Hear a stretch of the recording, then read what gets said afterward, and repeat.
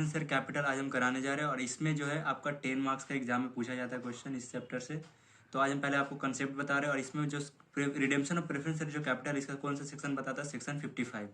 अब इसमें कंसेप्ट में आपको बताया गया कि प्रेफरेंस शेयर होल्डर लोग को ना एक फिक्स डिविडेंड दिया जाता है, यानी प्रेफरेंस शेयर होल्डर लोग होता है उसको जैसे कि एग्जाम्पल 6% फिक्स डिविडेंड, 7% डिविडेंड, ऐसा एकदम फिक्स्ड होता है। ठीक है, अब यहाँ पे जो आपको ये जो दिख रहा है XYZ LTD ये, और यहाँ पे प्रेफरेंस शेयर होल्डर लोग, यानी कि ये जो कंपनी है, कंपनी क्या करता है जो अपना शेयर इशू करता है तो प्रेफरेंस शेयर होल्डर लोग उसका मतलब जो शेयर होता है शेयर को होल्ड करता है, और फिर जो होल्ड किया हुआ शेयर को फिर जब कंपनी को फिर से कुछ कैपिटल का रिक्वायरमेंट होता है तो इन लोग 20 ईयर्स के बाद में ना उसको रिडेम करता है। रिडेम करता है तो क्या होता है, जब प्रेफरेंस शेयर होल्डर के पास जो आपका शेयर होता है कंपनी का, अब ये शेयर फिर से XYZ जो मतलब जो कंपनी वो ले लेता है और इसके बदले इसको में क्या करता है, पेमेंट करता है। ठीक है, और पेमेंट करने के टाइम हमको कुछ प्रीमियम भी देता है, क्योंकि 20 साल बाद जब पेमेंट करेगा तो पैसा तो देगा, साथ साथ में प्रीमियम भी देता है।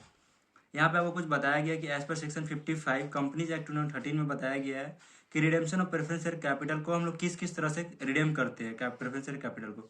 तो पहला है issue of fresh equity share, आप एक फ्रेश इक्विटी शेयर के हिसाब से कर सकते हैं। दूसरा है out of free reserve. Free reserve में क्या क्या बताया जाता है कि profit and loss, general reserve, dividend equalisation reserve, और एक और मैं बता रहा बोथ ए एंड बी, यानी कि आप तो फ्रेश इक्विटी शेयर से भी कर सकते हैं, फ्री रिजर्व से भी कर सकते हैं, फिर ए एंड बी दोनों को मिला के इससे भी कर सकते हैं। Fresh equity share issue is unknown जो दिख रहा है मतलब ये है तो प्रेफरेंस शेयर कैपिटल का जो हम लोग पढ़े इससे पहले जो पहला वीडियो में, ये सेकंड वीडियो है, इसमें हम बस आपको ये बताएंगे कि अगर आपका फ्रेश इक्विटी शेयर अननोन यानी मिसिंग है तो हमको कैसे कैलकुलेट करके कैसे निकालना है।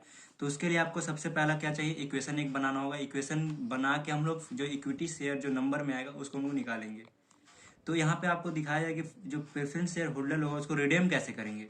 तो रिडेम करने का कैसे करते, एक प्रेफरेंस शेयर कैपिटल और उसके साथ आपको कुछ प्रीमियम देना होगा, और इसीलिए प्रीमियम का नाम क्या दिया है, premium on redemption of preference share capital, क्योंकि प्रेफरेंस शेयर कैपिटल को ही देना है, क्योंकि आप 20 साल बाद जब उसको रिडेम करेंगे तो उसके साथ कैपिटल के साथ साथ आपको कुछ प्रीमियम भी देना होगा। और इसको आप लोग देते कहाँ से, पहले तो आप होता है फ्रेश इक्विटी शेयर के हिसाब से। दूसरा फ्री रिजर्व, फ्री रिजर्व में आपका जनरल रिजर्व भी आता है, प्रॉफिट एंड लॉस भी आता है, डिविडेंड इक्वलाइजेशन रिजर्व भी आता है। अब यहाँ पे आपको नीचे में दिख रहा है कि पोरअप, यानी जो आपको यहाँ पे प्रीमियम और redemption of preference share capital दिख रहा है, इसका शॉर्ट में लिखा हुआ पोरअप can be written off through security premium under section 52 subsection 2। ये आपको इंडियस अकाउंटिंग स्टैंडर्ड फॉलो नहीं करते। ये आपको पहले बताया जाता था कि सिक्योरिटी जो आपको पोरअप जो है वो रिटर्न ऑफ कहाँ से करते हैं, हम लोग सिक्योरिटी प्रीमियम से करते थे।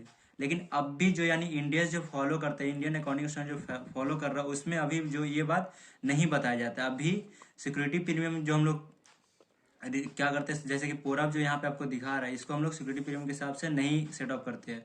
इसके लिए हम लोग क्या करते हैं, पोरअप को can be return of through profit and loss under section 52(3), जो कि इंडियन अकाउंटिंग स्टैंडर्ड बोलता है कि अब भी आप लोग जो पोरअप है उसको हम लोग कहाँ से रिटर्न ऑफ करते हैं, प्रॉफिट एंड लॉस से।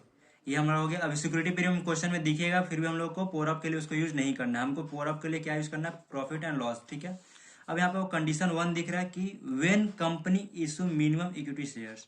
अगर जैसे कि हम आपको पहले ही बताया कि यहाँ पे इक्विटी शेयर अननोन रहेगा, तो जब आपको कंपनी इशू किया है, अब कितना नंबर किया वो हमको पता नहीं, तो उसके लिए जो इक्वेशन बनेगा वो इक्वेशन कैसे बनेगा, तो उसके लिए इक्वेशन बनेगा आपको दिखेगा प्रेफरेंस शेयर कैपिटल, यानी जो आप पेमेंट कर रहे होंगे प्रेफरेंस शेयर कैपिटल प्लस जो आप प्रीमियम दे रहे होंगे वो दोनों एक साइड रहेगा, इक्वल टू नंबर। और ये जो नंबर दिख रहा है आपको ये हमेशा मिसिंग रहेगा, यही हमको निकालना रहेगा एग्जाम टाइम में कि क्योंकि इससे हमको पता चलेगा कितना number of equity share issue किया है कंपनी ने।